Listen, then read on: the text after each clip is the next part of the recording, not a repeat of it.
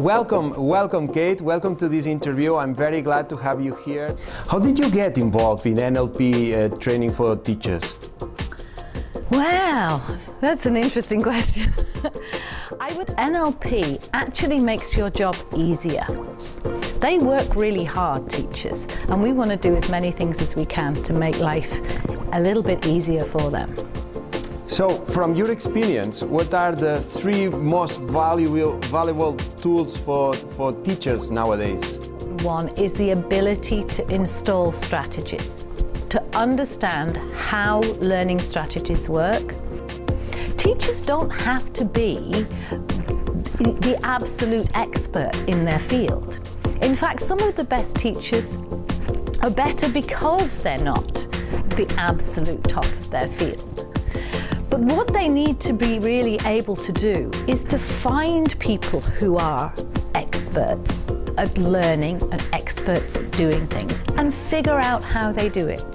The two kind of teachers that I never forget, that the teachers that made me feel really well in class, that made me feel safe, as you said, and the ones that they terrified me, that made me be there in fear of going in front of the class and having to solve a kind of exercise.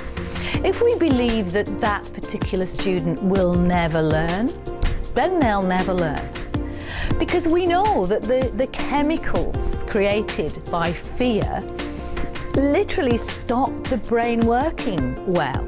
What do you think about this kind of way of thinking that everyone has to be good in everything in the school? Well, I think that we have to ensure that all children have the requisite skills in certain areas. Children are our future. They are the people who will be taking care of us when we're old, so we need to invest in them.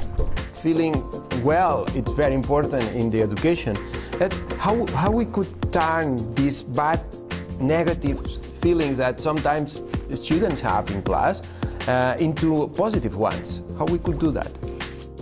First of all, of course, some negative experiences are a good thing sometimes. The question about whether it's negative or positive or not is to do with how we feel about it in the present. Is this world ready for having a lot more free thinkers, children adults that can manage their emotions? Do you think that is what really governments want?